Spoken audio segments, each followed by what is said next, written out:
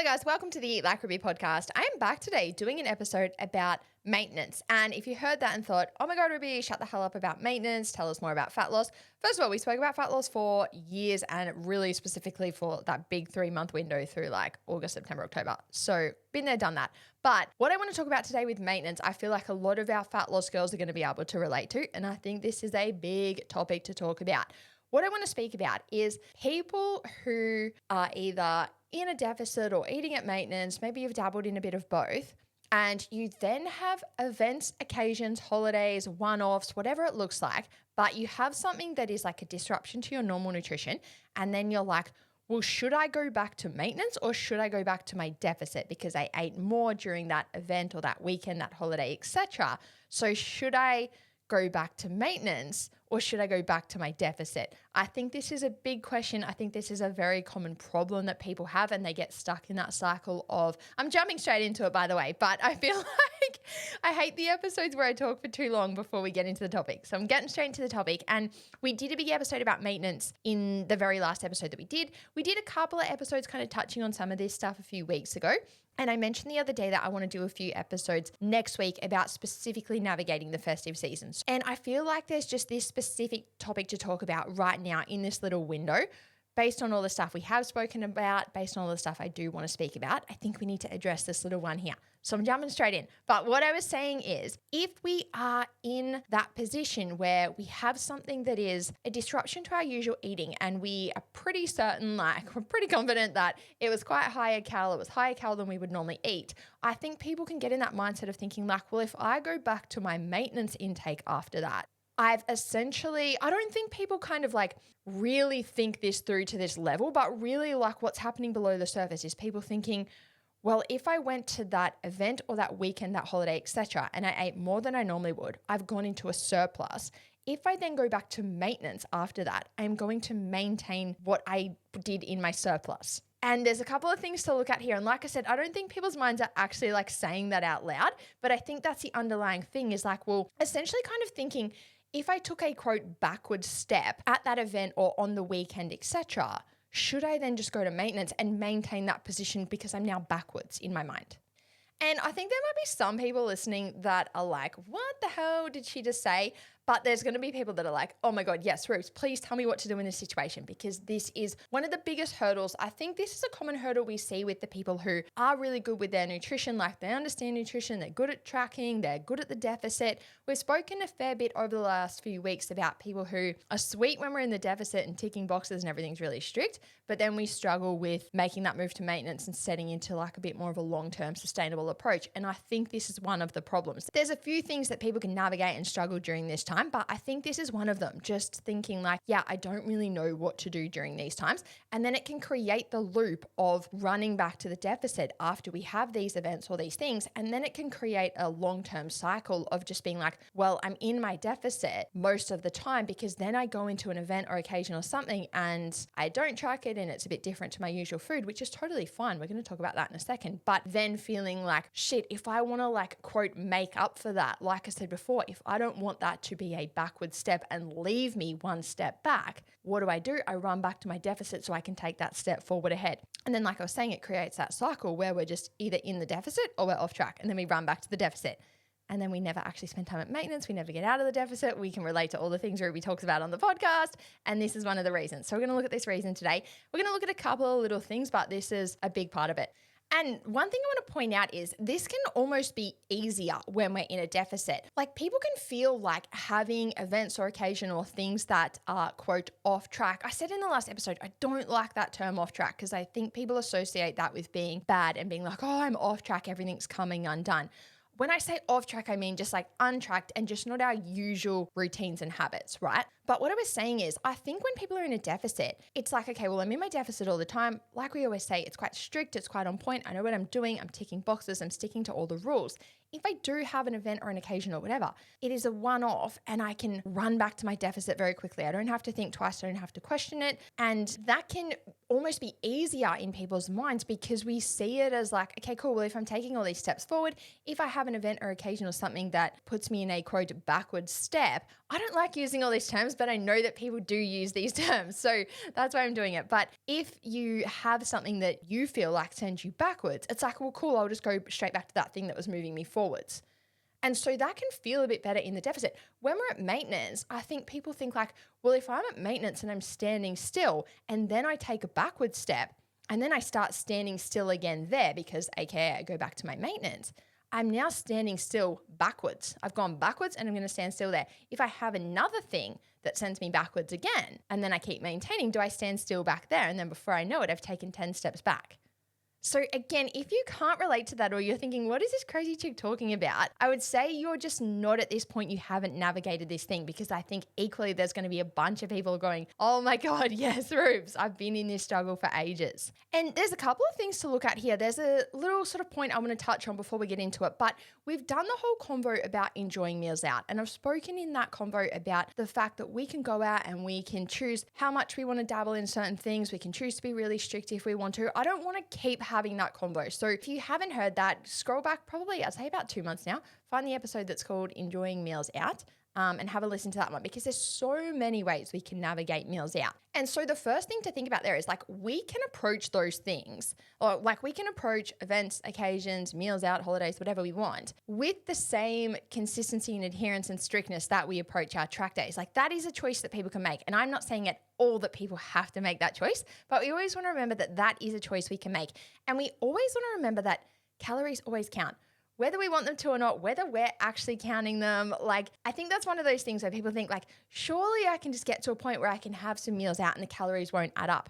We can absolutely get to a point where we can have balanced days and have flexibility and maintain.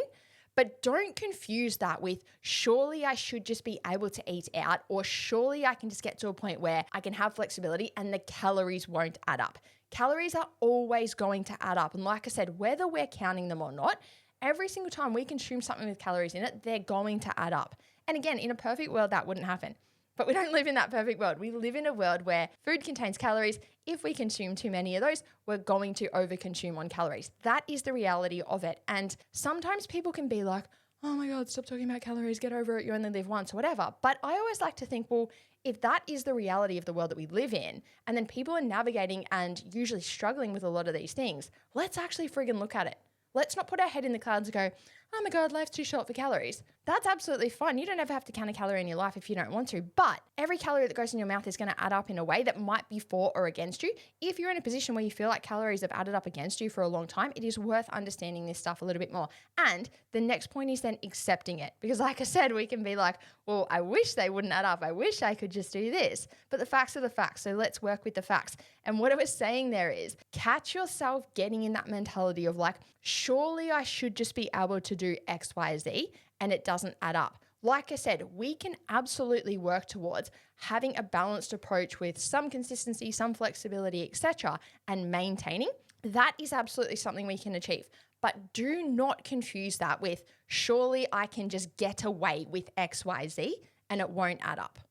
And the reason I'm bringing this up, and the reason I brought up like the whole eating out convo, is because we want to tie all of this stuff in together. I think people hear about like navigating meals out and they're like, yep, okay, cool. I'll add that to that part of my brain and I'll think about that at that times. And then when I start learning about maintenance, I'll think about that over here. And when I learn about fat loss, I'll dabble in that over here. All of these things, they're going to intertwine, and we're going to want to factor in or think about and consider most of them most of the time, because this is going to create our overall approach to nutrition. So what I'm getting at there is, let's bring it back to that point that I said before, where if people are sitting at maintenance, so they're consistently hitting their maintenance intake most of the time during the week, we're just tracking our food, doing our usual habits, ticking boxes, etc. Life's good. If we then come to an event or an occasion or something on the weekend and we're like, oh, this is going to be a little bit different compared to my weekdays, right? The first thing we want to clock here before we start looking at like, should I run back to a deficit after it? Let's look at the actual thing itself. We can navigate that in a mindful, moderate, balanced way. We spoke about that in that Enjoying Meals Out combo. I've spoken about that so much with people pursuing fat loss, and it's the same thing here. We can't just assume, and we don't want to settle for just assuming every time I eat out, it has to be a shit show. I'm pausing to just let that one sink in, and I think this is going to be one of those things where some people, like I know so many people that are in such a good place with this. because of Eat Like Ruby. But I also know some people that are like, yeah, I've kind of heard some things and I'm getting good at some things, but I'm still like dabbling in others. And they still have this very strong connection in their mind that's like eating out is off track, right? And that comes back to what I was saying before. I hate that term off track because it just kind of implies that everything's going to shit. And like I said, I know so many girls that can navigate meals out in that moderate, mindful way. It doesn't have to be, quote, off track. It doesn't have to go to shit. So I think it's important to catch that first. We don't want to settle for a life where it's just like, I can tick the boxes and I'm really consistent and I'm really solid when everything's in my control. The second there's a change to that, everything is shit. If that's the position you're in, you've got work to do. And I'm not saying that in a bad way. That can be a really positive thing. You can be like, oh, cool, this is where my work is, right? I can practice actually enjoying meals out in a moderate, mindful way. And if you're in that position and you can relate to being someone that has to work on that, definitely scroll back a couple of months, find that enjoying meals out combo, listen to it on repeat because there's so many things we talk about in there. But that's the first thing I want the maintenance girls to think about here is meals that are outside of our usual meals and routines don't have to be big blowout high calorie meals, right? They can be. If you want to, like I always say, no one's got a gun to your head. If you want to order 6 pizzas, go for it. Do what you want. But understand that if you really do want to have an enjoyable, sustainable, long-term approach to nutrition, ask yourself if that has actually been enjoyable for you. Because a lot of people who are stuck in that loop are actually stuck in this thing of being like, this is how I approach all meals out. And it's like, bro, you're not even enjoying it. So why? Why are we like digging in our heels on this, like, this is the way I do it? Well, wouldn't you love to friggin' do it another way? And guess how that starts? It starts by approaching it a different way. Undig your heels and just go, why am I so attached to that story? That story's not working for me. And I think this almost feeds back into the original problem that we wanted to talk about here. Because if you're somebody who does approach all meals out in that way, first of all, I'd say you've got a lot of mindset work to do outside of nutrition. If you're in a position where you're like, I understand nutrition, I understand calories, I understand everything you're saying, but for some reason I just can't get my shit sorted during that time, you want to ask yourself, well, why is that? Why do I want to do something, but there's something internal happening in me where I can't? That's not a nutrition problem. That's a mindset problem. There's something going on there that you need to look at. And I say that with love, but I think a lot of people look for nutrition to solve that problem. Nutrition isn't going to solve that problem. If you know the basics of nutrition, you've got to be like, okay, cool. Well, what else is going on here? Right? That's a bit of a side note, but I think what can happen is if we're so used to approaching meals out that way, then we do feel like, well, shit, after that, I have to run back to low calories. Right? Because it's like this internal thing of like, I have to, quote, make up for it. And that's where, like I said, we've got to start to understand that all of these things are intertwined because I think, like I was saying before, people want to work on enjoying meals out and then they kind of look at maintenance as its whole separate thing over here and the deficit is its whole separate thing over here. But all of these things are going to start to feed into each other because if you take that approach to enjoying meals out, first of all, you're probably not enjoying them. But secondly, you probably then are feeling like, shit, I should go back to low calories. So then we have two problems essentially happening here where it's like, I can't navigate meals out very well. And I also never go to maintenance or I never get out of this shitty deficit dieting cycle because I'm running back to that because of the way I'm navigating the meals out. So like I said, you've got two things going on there and they're starting to really affect each other. And then it's like this whole shitty approach to dieting that we talk about all the time. I'm not really enjoying any of these components because they're all having this negative flow-on effect to the other. And this isn't even really what I wanted to talk about today, but I feel like it's worth pointing out because then if we start to come over to someone who's sitting at maintenance, let's say we're sitting at our maintenance intake, and we've spoken on the podcast before about the fact that maintenance will be a range. And we've also spoken about the fact that we want to look at our overall intake for the week, right? We're not just looking at like exactly how many calories do I consume every day. So the reason I bring that up is because what we want to think about here is, let's say a person knows that their maintenance is around a really common maintenance intake I see for so many of my girls is like 22 or 2300 calories. If we're quite active, like we're just training good, steps are pretty average, we've got good nutrition in place, really common to maintain around that 2300 mark, right? Which is awesome.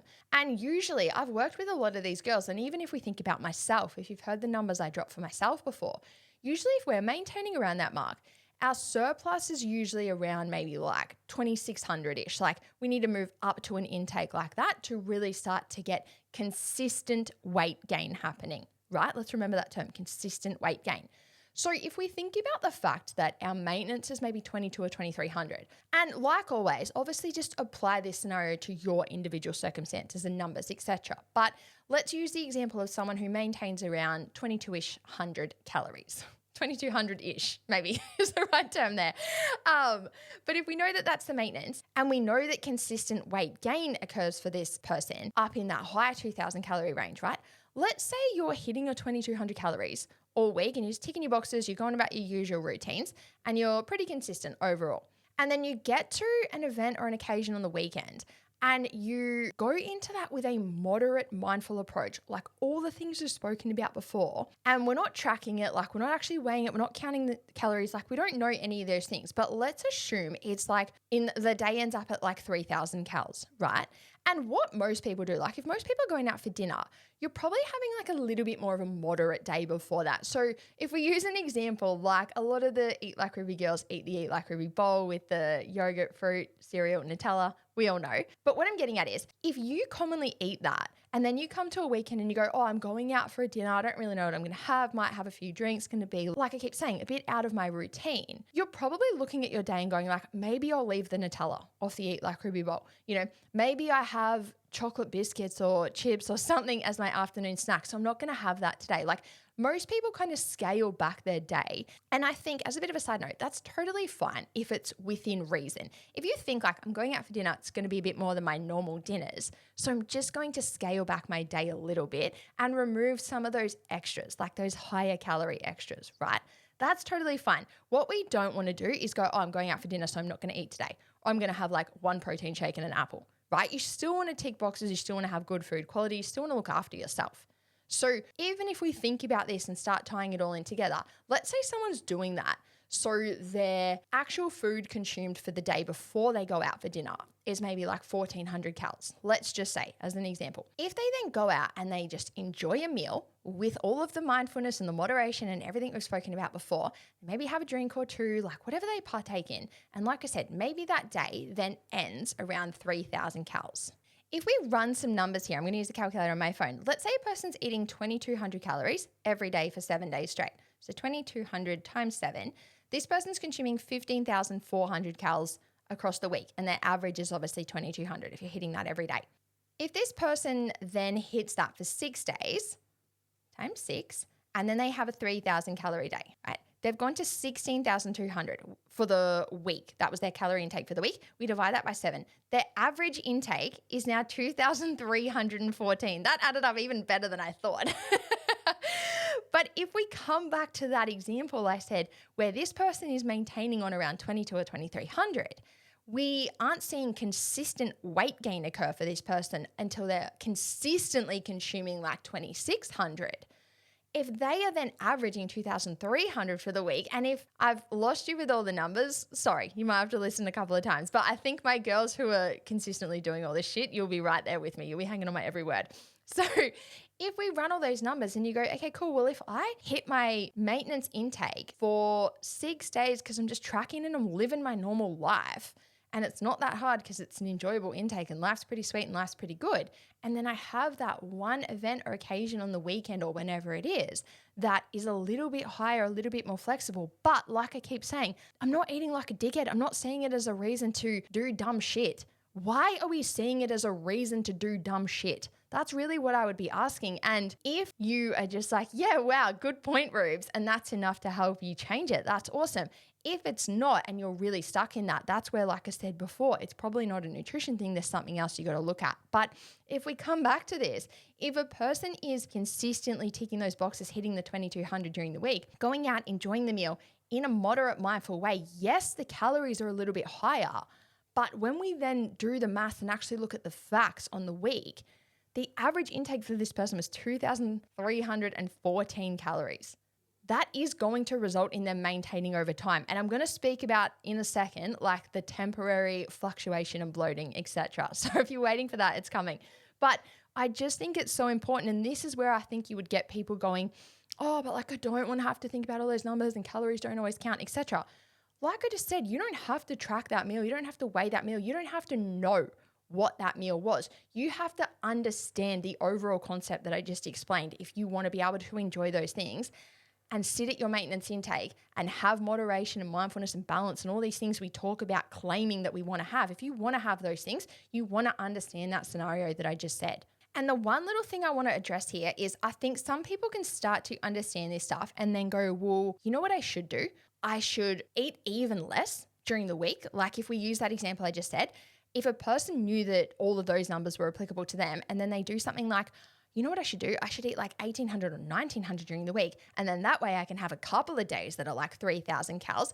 In my opinion, that is a big red flag that we do not have a sustainable, long-term, moderate, enjoyable, healthy approach to nutrition in place, because that is an element of restriction and binge.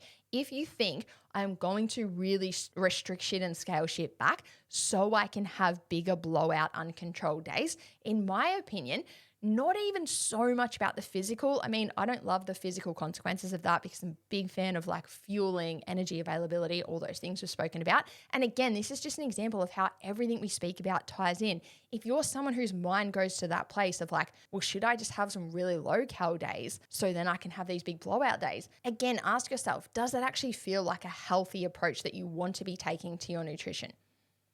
And then think about the fact that we have spoken about fueling and training performance and energy and libido and mood and sleep and looking after all of those things. And then the energy availability conversation. Again, we don't want to just handpick shit. I think people love to handpick little comments that I make and go, well, Rube said if I look at the average, I'll be good. So if I want to look at my average in terms of like some really restrictive days and then some really crazy high cal days, how convenient. It's like, yeah, well, how convenient you've ignored every other thing that I've said for the last 10 years.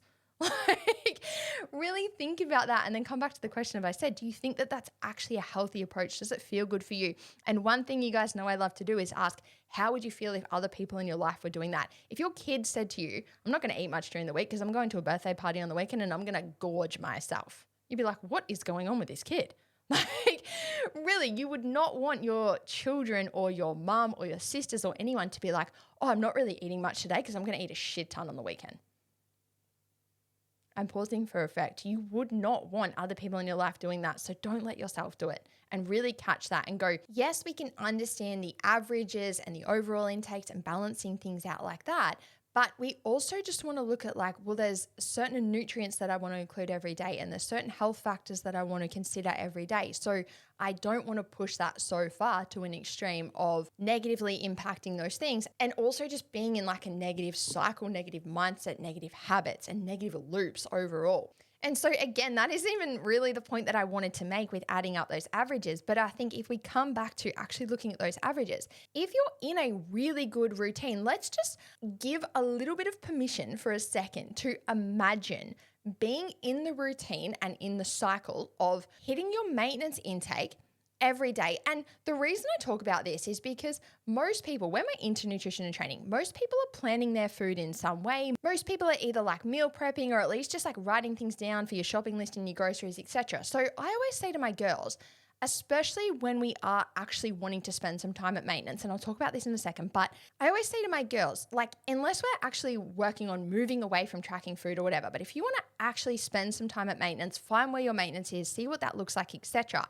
you're going to be planning your food in some way. So let's just plan it in MyFitnessPal or whatever you use. Let's actually plan our days. Let's hit that maintenance intake. And then if we come back to what I was saying before, imagine just for a second that you hit your maintenance intake. And let's remember that maintenance means maintenance. You're not over consuming. You're not in a surplus, because if you were, you would not be at maintenance. So let's imagine you're actually hitting your maintenance intake every day of the week, and it's enjoyable and it's flexible. You've found that real sweet spot where you're ticking boxes, but because it's a nice, decent amount, you can include some things you like, and it's just a really enjoyable intake, right?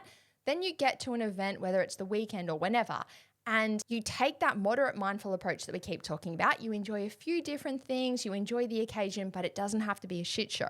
And then you get straight back to your track days at maintenance. And then you do that for another week. And then you do that for another week. And then you do that for another week. And you settle into that routine. And then when we look back over a cycle like that, it's like, well, I tick boxes every day. I eat a decent amount that fuels me. It's enjoyable, it's flexible, but it's on track for my goal and it's supporting my health.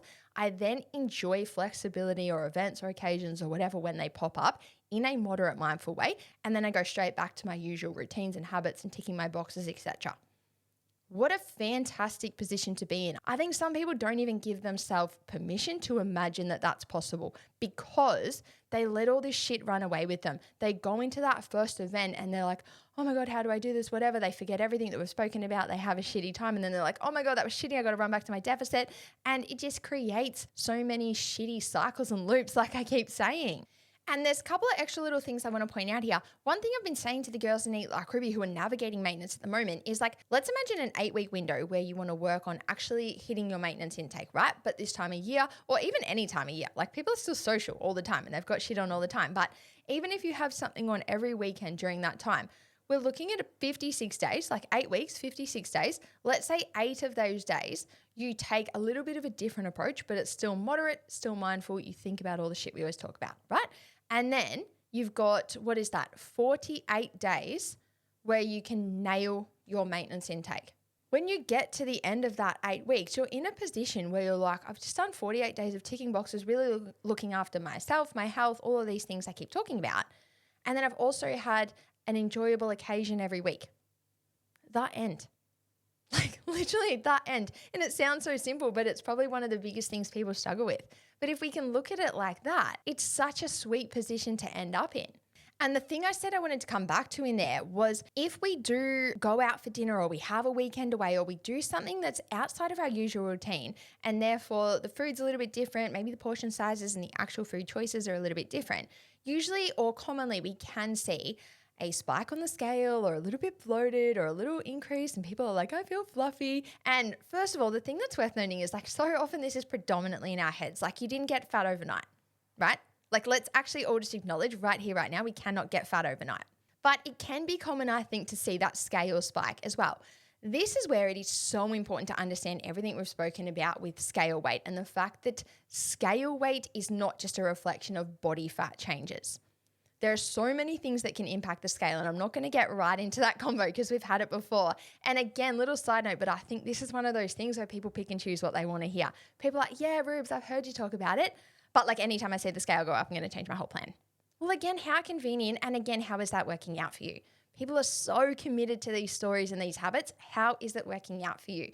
Do we actually need to drop that story and be like, yeah, I've got some crazy beliefs around the scale and they're actually shit. I'm going to actually start taking on board what Rube says and understand that scale weight is not just a reflection of body fat change. And like we just said, I'm actually not going to get fat overnight, right? So if we come back to actually getting on the scale the day after or a few days after these events, again, side note, but we don't have to do this is a very important thing to remember. Sitting here right now, I haven't weighed myself at all for 8 weeks. And I cannot stress to you guys enough, it's been one of the best things I've ever done in my life. I'll probably talk about that in a few weeks. I'm going to do an update on my own nutrition and training and stuff. But I literally just was like, why am I weighing myself? Why am I weighing myself? No other human being on the planet needs to know what I weigh or wants to know what I weigh. Why am I getting up every day and weighing myself? It actually I had like an epiphany where I'm like, this makes 0 sense. 0 sense. So that's worth mentioning, but it's also worth mentioning in these actual scenarios. If you're in a position where you are taking weight at the moment for whatever reason, you don't have to take it the day after these things, because the other thing that we want to think about is like one of the main reasons we take weight is if we want to use it as one form of assessment to see how our body is responding to our current protocols. And there's 2 ways we can look at this. You can look at that and go, well, if I went out last night or I went out this weekend and I didn't stick to my current protocols, do I need to see what the scale's done? No, I don't. And I think it's important to clock, if that does make me feel a bit shitty, I'm just going to stop doing it. I'm just going to wait until I settle back into my routine and then I can take it again. Or on the flip side, like I said, there's 2 ways we can look at this. If you do jump on the scale after a different meal or a different event, occasion, whatever, and you see a fluctuation or you see a spike or you see anything like that, it can actually be really informative to help you understand, because then if you continue to take it over the following days, which is what I'm about to talk about, as you settle back into your routines and you see that start to come down, you can start to understand that it literally was a spike. It was a temporary spike. It was a temporary fluctuation because of, if we think about going out for a different meal or having a weekend away or something where the foods are different, usually we have a different amount of actual food mass coming into the system compared to normal. There's just like literally more food sitting in your stomach than there normally is. higher sodium intake and higher carb intake are two really common things. If we think about takeaway meals and things like that, they're usually higher in carbs and higher in sodium than our standard everyday meals and the way that our standard everyday foods would add up. So those two things also lead to fluid retention and like increased water weight. So that's exactly what I'm talking about. If we've had the combination of more food mass in the system and then more water weight because of things like increased carbs and sodium, that is literally why we see a temporary spike on the scale after consuming those things. And then, like I was saying before, if you then get back into your usual routines, that food mass flushes out of your system, that water weight starts to just return to its normal level. And then therefore we see that spike start to come down and just return back to our normal weight. And again, if we want to run with this example, let's say somebody is sitting consistently at like the 70 kilo mark, give or take. We've spoken so much about the fact that we're going to have day-to-day fluctuations with the scale. But if you're sitting at your maintenance intake consistently for a while and you're seeing weight maintain around that like 1 to 2 kilo range, usually we'll see it just bounce around between a 1-ish to 2 kilo range, but it's consistently hanging in that range over time. That is maintenance, right? So let's say, for example, you're sitting around the 70 kilo mark and you see most days you're like 70.2, 70.4, 70.1, 70.5, 70.2, right? That is maintenance, first of all. But if we then have one of these meals that I'm talking about where some of these factors are going to kick in that are going to give us that temporary spike, you might get on the scale the next day and see like 71.2.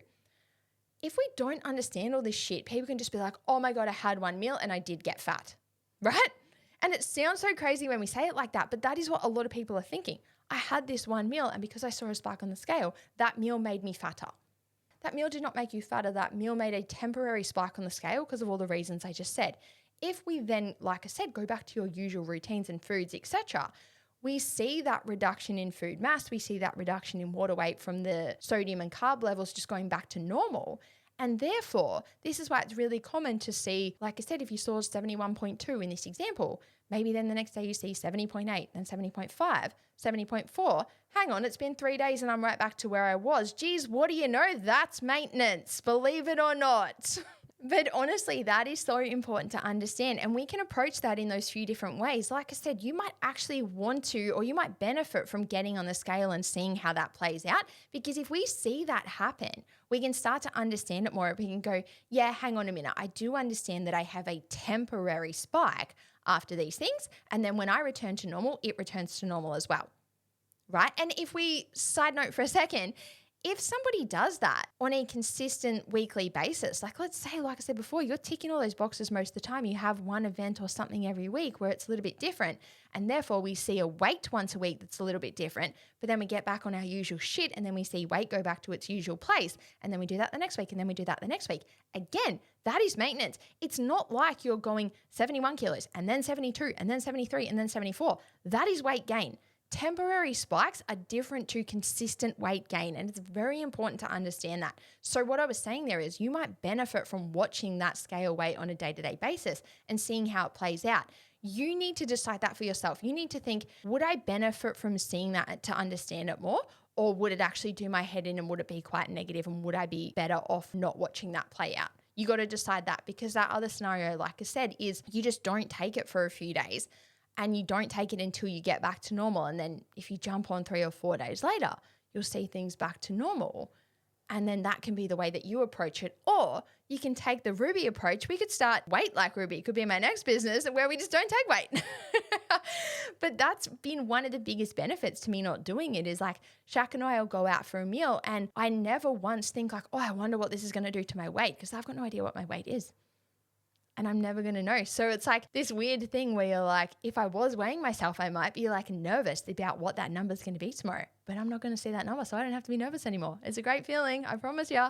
And the last little thing I wanted to talk about here is this convo that we've just had ties in so much with some of the convos we had in the last few months, where if we can actually work on all of this stuff, we can start to create safety in this new place. Because I said in some of those recent episodes, a lot of people have safety in the deficit because they've gotten good at it and they see numbers that they like and they feel very good about the way that it all pieces together. And then if they move to maintenance and they see these temporary spikes, or they're not sure what to do after a meal out, etc., it can create that feeling of uncertainty, that feeling of unsafety. And then it's like, I'm going to run back to my deficit because that feels safe. We've spoken so much about how that plays out and how that's really common. If we can start to learn and navigate all of these things at maintenance that I keep talking about, we can start to create more safety at maintenance. And again, I think this is one of those things where if you're not at that point in your journey, you're probably like, what's the big deal, Rubes? But it is a big deal to a lot of people. I think there'll be a lot of people sitting there going, yeah, I'm picking up everything you're putting down, but I'm so nervous about maintenance, or I'm so apprehensive, or I've got all these thoughts, or I've got all these different things. And I think a cool thing to think about is you probably had them at one point with the deficit. You probably had a lot of fear around the deficit being successful and how to navigate that and how to do different things there. And you know what you did? You actually practiced it and you stuck with it and you got good at it. So that's why it feels good for you now. If we want to feel good at maintenance, what do we have to do? We have to practice it. We have to get good at it. And we have to be open to navigating these things. And once again, I feel like I have so much more to say, but it's going to start to tie into the episodes that I want to do next week about some little shifts or just things we want to be mindful of and thinking about as we head into that really busy time of year. So I'm going to wrap this episode up here, but I think if you haven't listened to the episode we did just before this, I would definitely do so, especially if you can relate to a lot of the stuff I've spoken about today.